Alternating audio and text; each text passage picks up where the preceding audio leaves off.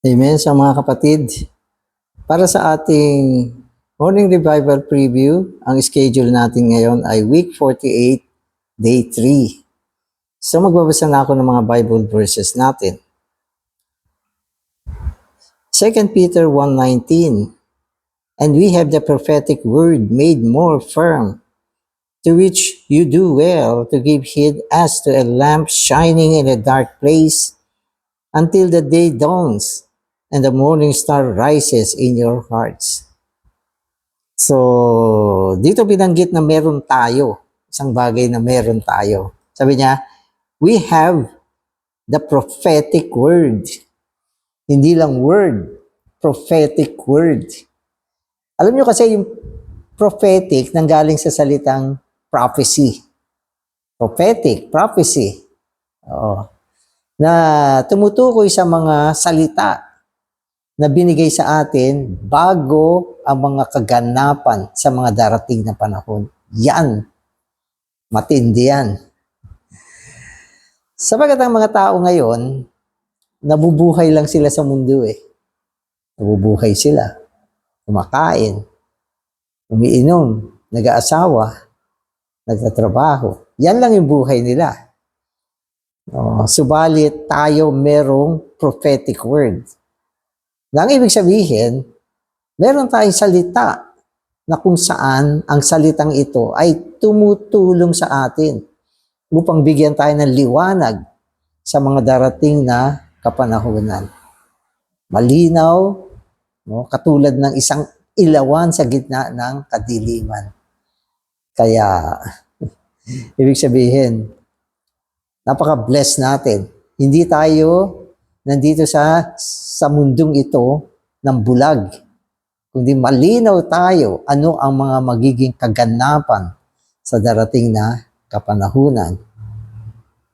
Kaya sabi niya, made more firm.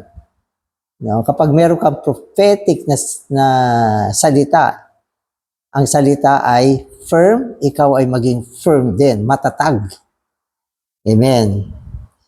At sinasabi rito na itong mga prophetic words, okay, mainam kung bibigyan mo palagi ng diin, papansinin mo siya, pahahalagahan mo siya, paniniwalaan mo siya. No? At ito ay magiging katulad ng ilawan na nagliliwanag sa madilim na lugar. Yung mundo kasi ay isang madilim na lugar. Maraming news, maraming balita, marami kang mapapag-aralan. Pero, ang prophetic word galing sa Diyos. Siya lang ang may kakayahan na magpaliwanag, magpakita, at ipaalam sa atin ang mga darating na kaganapan sa darating na kapanahunan. Okay. At ito ay magiging gabay natin sa gitna ng kadiliman. Kaya sabi niya, until the day dawns and the morning star rises in your heart. Ito ay tumutukoy sa panahon ng pagbalik ng Panginoon. Okay, sa pagbalik ng Panginoon, ito ay katulad sa pagsikat ng araw sa gitna ng isang araw na ubod ng liwanag. Wala nang kadiliman. Lahat maiintindihan mo na. Hindi mo na kailangan ng prophetic word. Sapagat kapag dumating ang Panginoon, lahat maipapaliwanag na, lahat makikita na, lahat mahahayag na. Subalit bago dumating ang Panginoon, dumadating muna ang morning star. At ito ay isang aspekto ng Panginoon na nagbibigay liwanag sa ating mga puso. Lalo na nalalapit ang kanyang pagbabalik. Ito ay katulad ng isang gabay. Ito ay katulad ng isang liwanag sa panahon ng kadiliman. Kasi sa panahon ng kadiliman, nabawa sa gabi, may bituin. Pero merong isang natatanging liwanag. Yan ay ang morning star. Pwede kong sabihin, nag-iisa lang yan. Special yan. At ito ay isang bahagi ng mga believer na merong prophetic word. So yung susunod na verse dito, sabi rito, 13:12, Romans 13:12. Okay. The night is far advanced, and the day has drawn near. Let us therefore cast off the works of darkness, and let us put on the weapons of light. So ang kadiliman ay kalaban natin. Kapag ang tao ay nasa kadiliman, mahina siya. Siya ay naliligaw. At kapag siya ay nasa kadiliman, pwede natin sabihin na siya ay madaling mahulog sa kamay ng kaaway. Kaya ang kadiliman ay kalaban natin. Kaya kailangan natin ng sandata upang daigin ang kadiliman. No? At sinasabi rito, weapons of light. Ang weapons of light ay yung word of prophecy na pwede natin gamitin, no, sa panahon ng kadiliman. So mga kapatid, magbabasa na ako. Both the apostles' witness and the prophetic word in the scriptures are the shining of the truth. This shining is part of the divine provision, the provision God has made by His power, so that His elect children may be able to stay away from heresy and apostasy. So panahon ngayon ng heresy and apostasy. At itong heresy at apostasy, okay, ay bahagi ng kadiliman sa kapanahunan ngayon. Ano ba ang heresy? Ang heresy ay mga pagtuturo na hindi ayon sa katotohanan. Yan ang heresy. No, kaya maraming pagtuturo sa panahon na ito na hindi ayon sa katotohanan. At yan ay bahagi ng kadiliman na kung saan dinadala ang tao sa kalituhan, no, naliligaw ng landas, nawawala sa direksyon, no, dahil sa mga heretical teaching sa panahon na ito. Minsan, yung mga pagtuturong heretiko, parang ginagamit din yung Biblia upang magturo, subalit mga pagtuturong wala sa katotohanan. Yun ang mga apostasy ay isang kondisyon ng mundo ngayon. No, isang mababang kondisyon, napababang kondisyon na hindi umaabot sa pamantayan ng Diyos. So, madaming ganyan. Lalo na sa loob ng relihiyon. Maraming apostasy, mga napababang kondisyon. Kaya, hindi madaling mabuhay sa kapanahunan na ito. Ito ay kapanahunan ng kadiliman. Pero sa kabila nito, mga kapatid, ang Diyos ay nagbigay ng provision. Pag sinabi natin provision, ito ay isang malaking tulong. Isang malaking tulong. Lalo na sa kapanahunan na ito. At ang tinding tulong na binigay ng Diyos ay ang prophetic words para hindi ka maligaw. Para ikaw ay magkaroon ng liwanag. Para tahakin mo ang isang landas na inihanda ng Panginoon at isang pamumuhay na kailangan mo sa panahon na ito. Kaya sabi niya, mainam kung bibigyan mo ng diin, ng pansin ang prophetic word. Sapagkat ito ay katulad ng ilawan sa gitna ng kadiliman. Okay, so in 2 Peter 1:19, after speaking of his personal experience of the Lord's glory in his transfiguration, in verses 17 and 18, Peter goes on to use the word of the prophets to confirm his testimony and strengthen it. Peter indicates that the believers do well to give heed to the prophetic word. This means that they were studying of the Old Testament prophecies and giving heed to them. Amen. So ang mga apostol, lalo na si Pedro, ay isa sa mga taong sumulong upang pag-aralan ang lumang tipang propesiya upang mula diyan makatanggap sila ng malaking tulong sa kanilang pamumuhay, at paglilingkod din sa Panginoon. So mga kapatid, gusto ko lang ipaalala sa inyo na mahalaga ang may kaalaman sa salita ng propesiya. Mahalaga yan.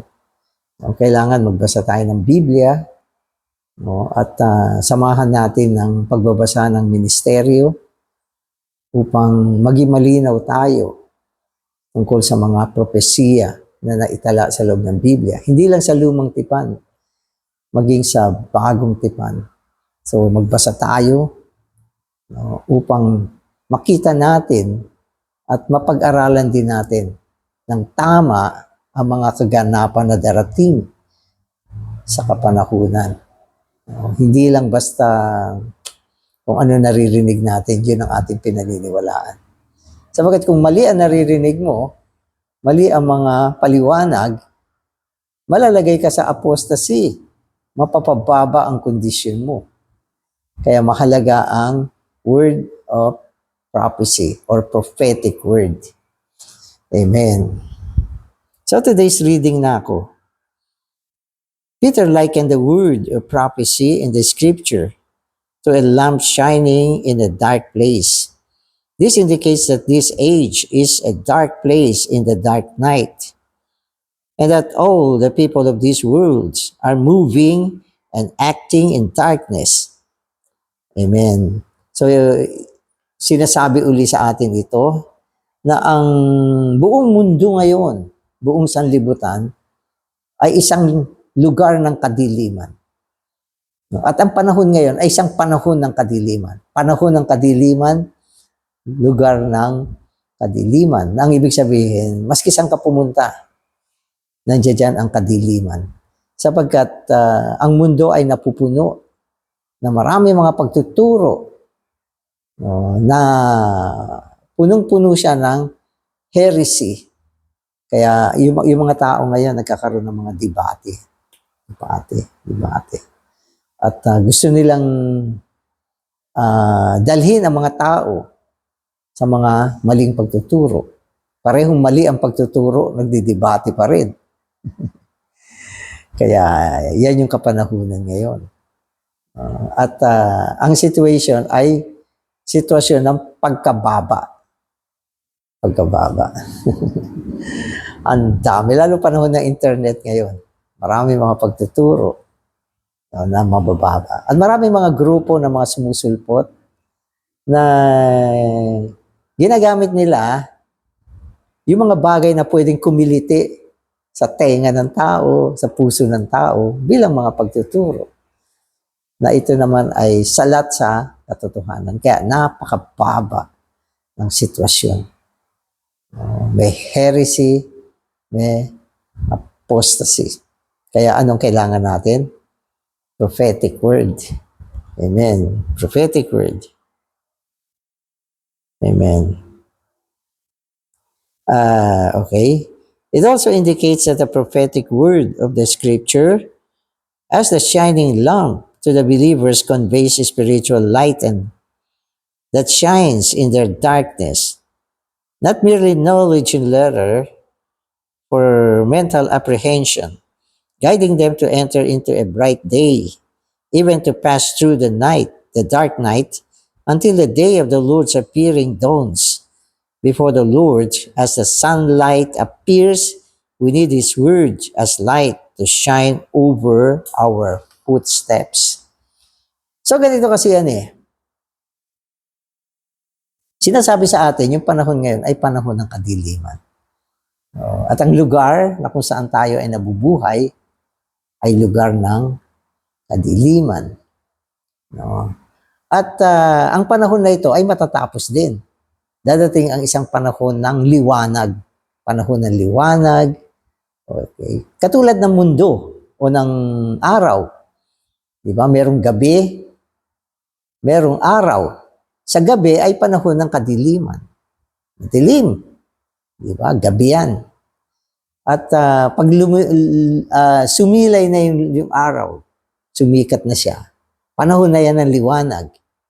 Yung mga hindi mo naintindihan nung gabi, hindi mo nakita, hindi mo alam, Pagsinag ng araw, lahat makakantad. Naku, ganito pala ito. Ay, dito pala ako nahulog kagabi. Hindi ko nakita to. Ang lalim pala nito.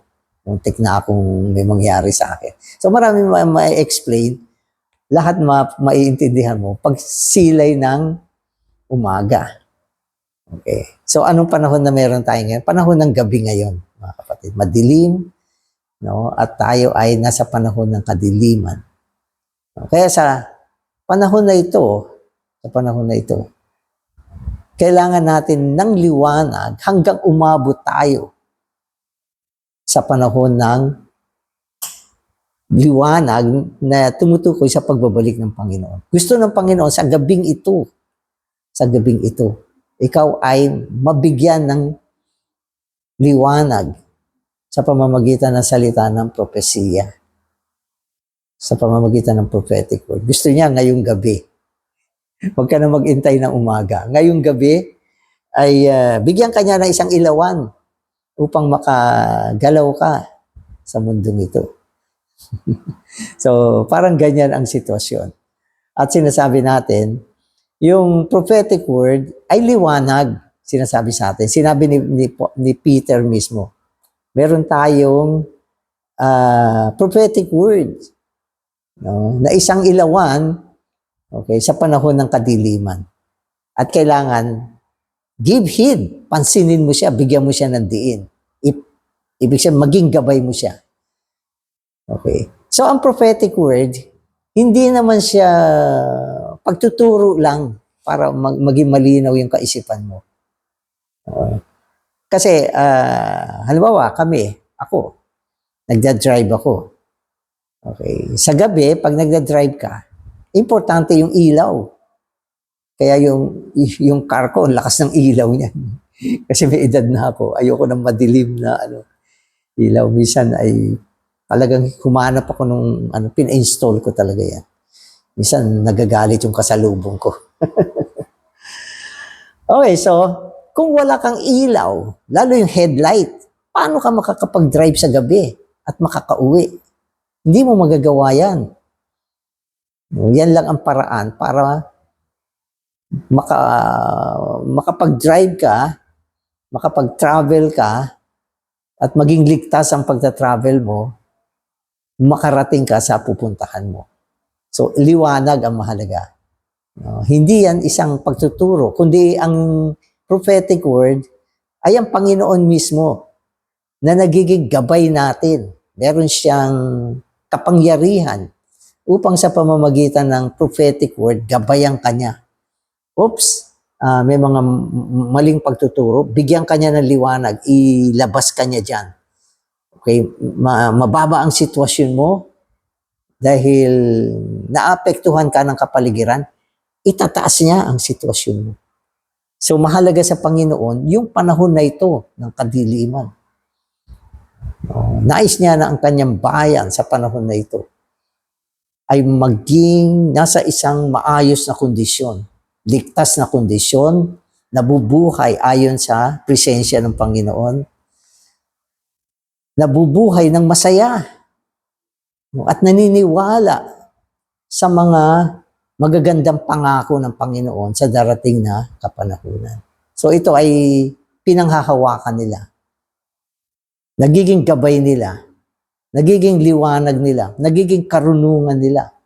Nagbibigay ng lakas ng loob at tibay ng pananampalataya. At mula dito, patuloy mo hinahanap ang Panginoon at mula dito, lalo mo siyang minamahal at pinaglilingkuran. So yan yung epekto ng prophetic word. No, hindi lang siya knowledge. Hindi lang siya kaalaman sa utak na marunong o ano. Kundi buhay na salita na katulad ng lampara, katulad ng ilawan, katulad ng flashlight, katulad ng headlight. Kaya minsan ang tuloy ng takbo. Maski ng gabi, pwede kang tumakbo ng 120. wag niyo naman takbo ng ganyan. Delikado. Pero kaya. Oo, kayang takbuhin. Kasi merong headlight na malakas. So, hindi ka malilito, hindi ka mawawala, hindi ka maliligaw.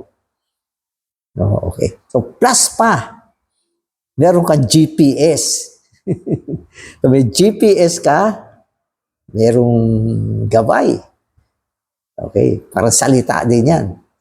At meron kang liwanag sa pamamagitan yan, makakauwi ka, makakapag-drive ka. Oo. So, naalala ko minsan, kami ni Sedi. Kasi, madalas pumupunta kami sa mga lugar na hindi naman namin alam. Hindi naman namin alam eh. Kasi yung mga event place ng kasal ngayon, mga nasa looban, nakatago, hahanapin mo lang yan sa Google Map o sa Waze. So, mararating mo naman. Mararating mo. So, maganda yung technology ngayon. So, naalala ko, minsan nakarating kami sa isang lugar na looban ang lalim. Talaga. Kung babalik ka basta babalik ka lang, hindi ko na matatandaan yung mga dinaanan namin. So, nakarating naman kami. Kaya lang, nung pauwi na kami, naubusan ako ng load. Naku, wala na akong Waze. Wala nang Google Map. Pero meron akong ilaw. At least may ilaw. Kaya, nung pauwi na ako, napansin ko, maski wala kang signal, nakakatulong pa rin naman yung Waze. Kasi, makikita mo pa rin yung mga road, wala lang highlights. At unti-unti, binaybay ko hanggang makalabas ako. Mahirap. Walang Waze, walang Google Map. Pero nakatulong kasi meron akong ilaw. Pero kung parehong meron kang salita at meron kang presensya ng Panginoon, madaling mag-travel. No? At itong panahon na ito, kailangan natin ng prophetic word. Okay? At kailangan natin ang presensya ng Panginoon. Panahon ngayon ng kadilimang mundo, madami nagtuturo, madaling matangay ang tao. Di ba? Ay, ako. Amen.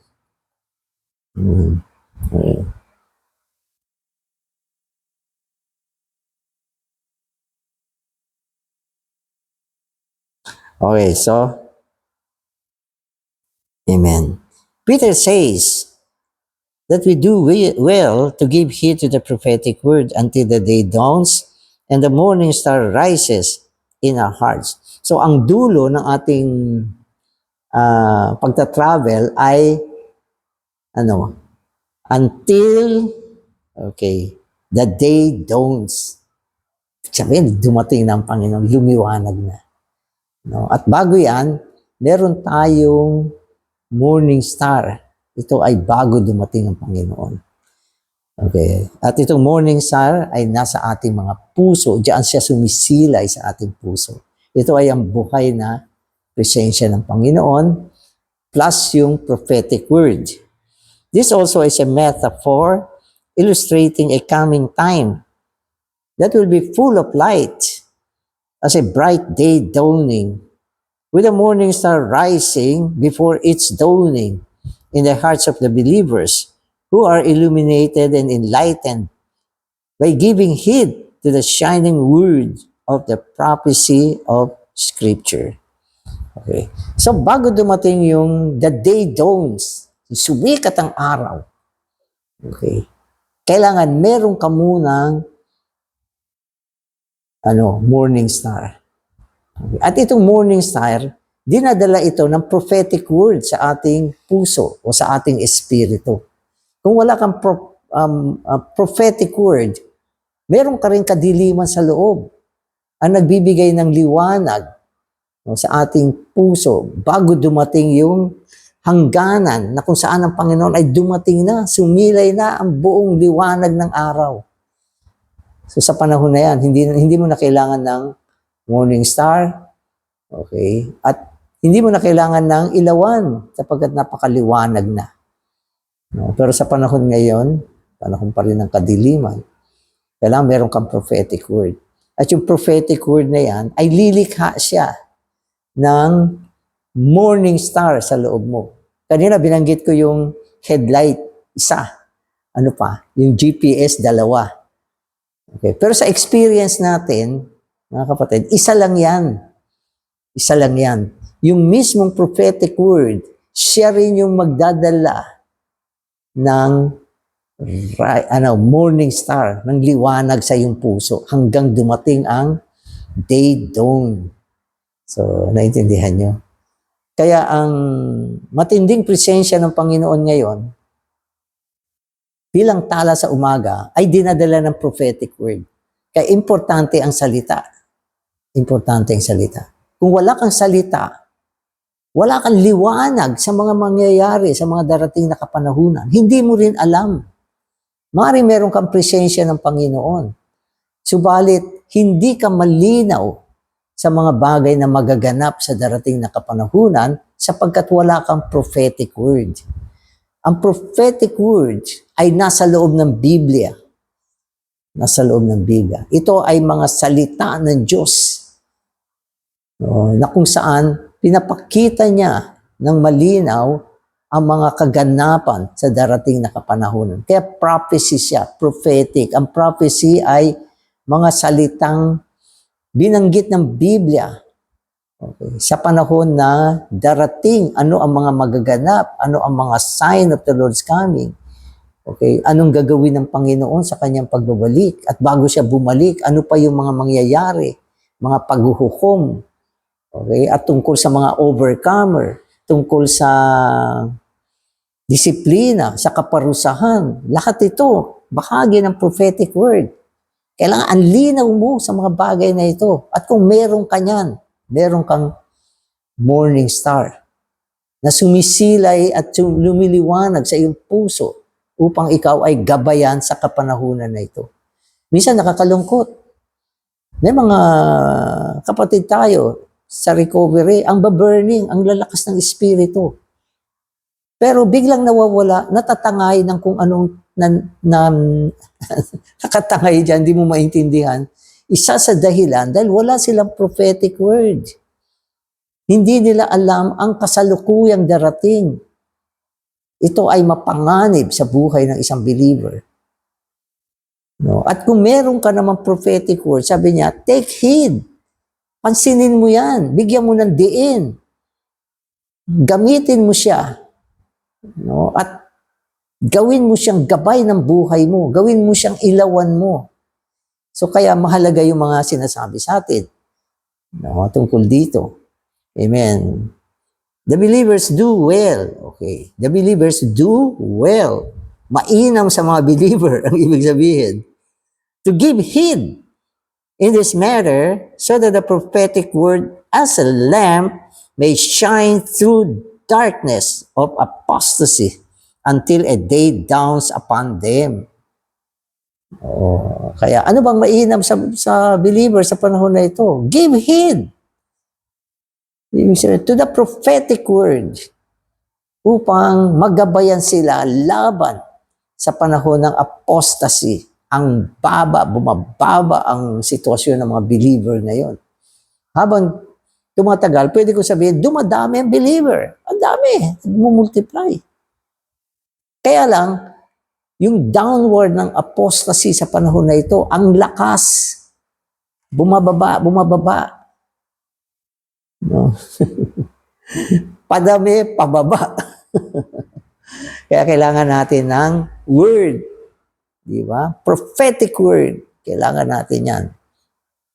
At mula dyan, magkaroon tayo ng morning star before the day dawns. Yan ang sinasabi sa atin. Kaya, baka meron kang prophetic word. Take heed. Pansinin mo siya. Gamitin mo siya. No? Mula dyan, lumikha ka.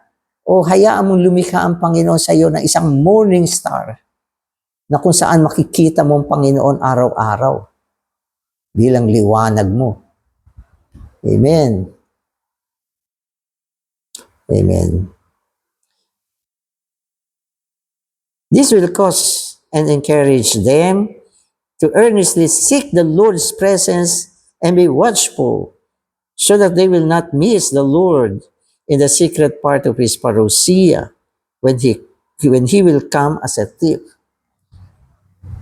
So, ang pagbalik ng Panginoon ay meron dalawang aspect. May dalawang aspect. Secret at open. Private at public. Pwede kong sabihin. So, yan yung dalawang aspekto ng pagbabalik ng Panginoon. Ang kanyang sikretong pagbabalik ay magaganap bago ang Great Tribulation. At majority, at marami, karamihan, bago ang Great Tribulation, mararapture na yung mga overcomer. So, yan yung sikretong pagbabalik ng Panginoon. So, yung open coming naman niya ay pagkatapos ng Great Tribulation, bago ang Millennial Kingdom. Siya ay babalik, katulad ng araw, makikita siya ng lahat. Maging ng mga Hudyo, makikita nilang Panginoon. Ito pala yung Messiah natin na tinusok natin noon. Crucify natin noon. So, lahat magiging malinaw na. Mga Hudyo ngayon, hindi sila malinaw. Pero sa pagbabalik ng Panginoon, magiging malinaw na rin sila. At maniniwala sila sa Panginoon. Ngayon tayo, ang hinahangad natin ay ang kanyang sikretong pagbabalik na nilalarawan ng pagdating ng isang magnanakaw na walang nakakaalam. Yan ang ating target. So, ano target mo? Secret coming. Sapagkat sa sikretong pagbalik ng Panginoon, magaganap ang rapture. Okay. Magaganap ang pagkuha ng Panginoon sa mga believer na ganap ng gumulang. At syempre, upang maihanda ka sa panahon na yan, kailangan ihanda ka sa panahon ngayon. Kung sa panahon ngayon, hindi ka naihanda, hindi ka handa sa sikretong pagbabalik ng Panginoon. Magiging masaklap ang kanyang sikretong pagbabalik para sa iyo sapagkat hindi ka naihanda. Kaya dito sa ating mensahe, pinibigyan pansin ang provision.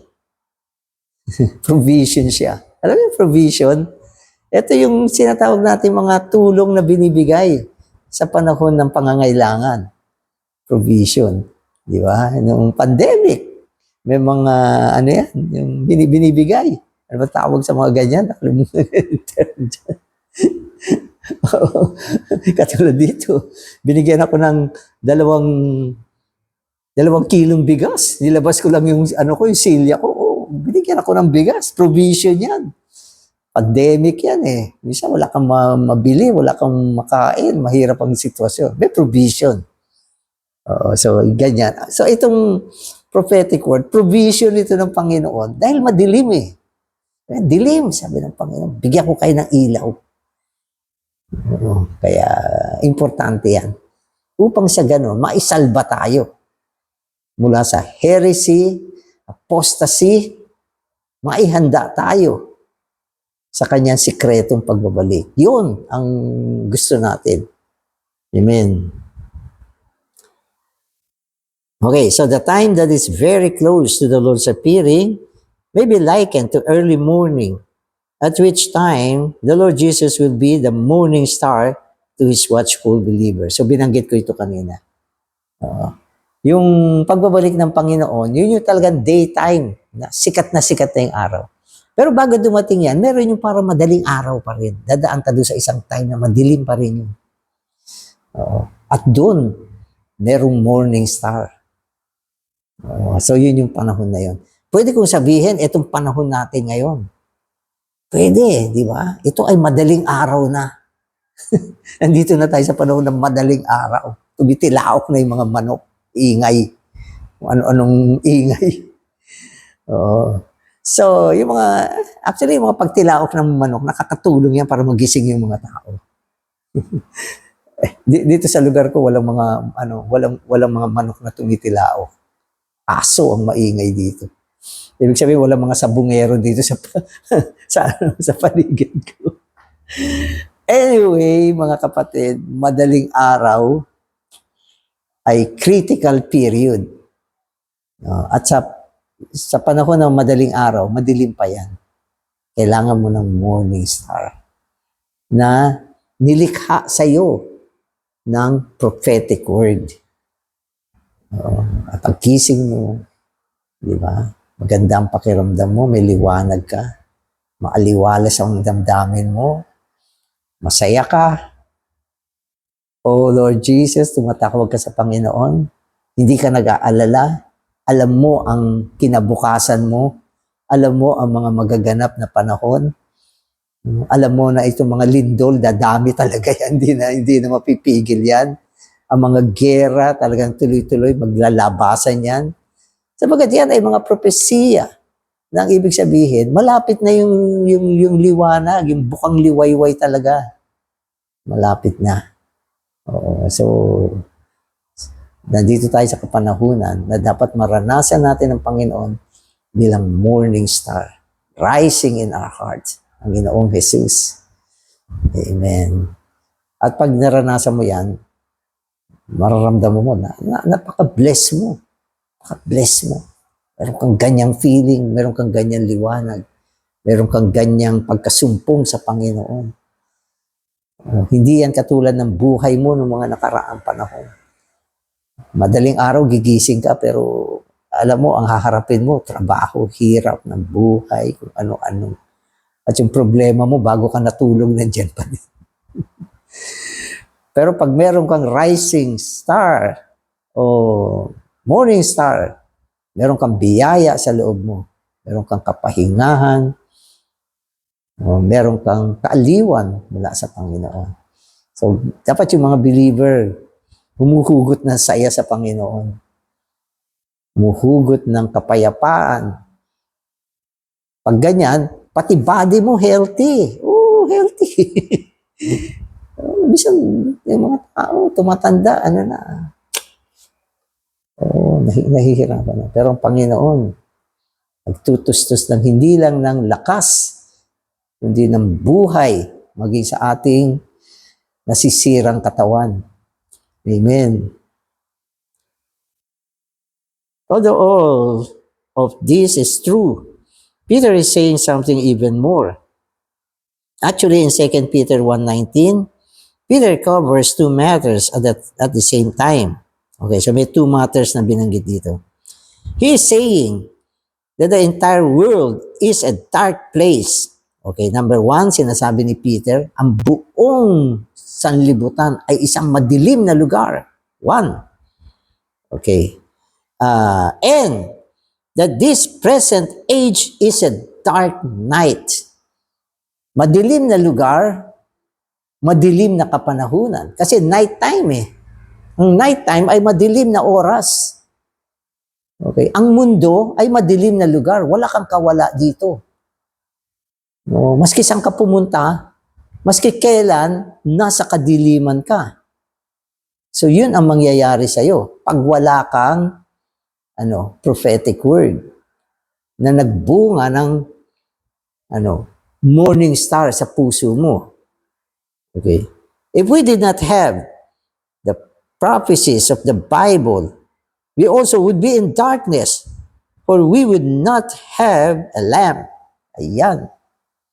Pag wala kang propesiya mula sa Biblia, madilim ang mundo, madilim ang kapanahunan, madilim ka pa rin.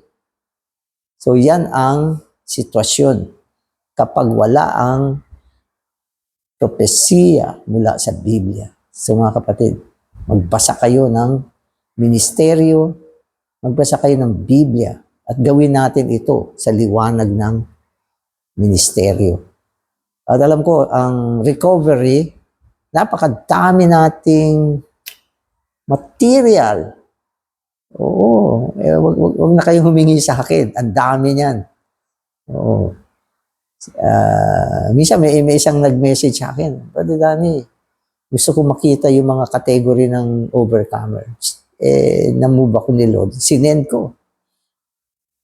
Kinapit page ko na lang yung ilang part ng book. Sinend ko. Ayun. Ganun pala. Kaya mag-labor tayo sa salita. Alam ko, gaano man kayo ka-busy, meron pa rin kayong time para gawin yan. Amen. But the prophetic word is a lamp shining in the darkness. As we give heed to the prophetic word, we receive the shining of the light. Eventually, this light will shine until a spiritual day dawns within us, and a morning star rises in our hearts. Hallelujah. Meron tayong prophetic word. Diba? Dadating. Okay, aabot ito. Malaking tulong, malaking provision ito. Aabot ito sa pagbubukang liwayway. Isang kapanahunan ng pagbalik ng Panginoon. At ito ay magbibigay din sa atin ng morning star bago dumating ang kapanahunan na yan. Amen. Therefore, Peter first is speaking of spiritual day, a day that dawns within us. He also speaks of a future day, the day of the Lord's coming back. So, dalawang panahon ang tinatalakay natin dito. Ang panahon ng kadiliman kung saan ini-enjoy natin ang provision ng Panginoon. At pagkatapos ng kapanahunan na ito, ang kapanahunan ng pagbabalik ng Panginoon. Amen. Salamat, Panginoon. Ikaw ay isang tapat na Diyos na nag-aaruga sa amin. Bagamat nandito kami sa kapanahunan ng kadiliman at kapanahunan ng mundo, subalit nagbibigay ka pa rin ng provision para sa amin. Ito ay walang iba kundi ang prophetic word na binigay mo sa amin. At hindi lang yan, Panginoon, ikaw din ang aming tala sa umaga sa kapanahunan na ito, kung saan kami ay mabuhay sa iyong presensya. Salamat, Panginoon. Amen.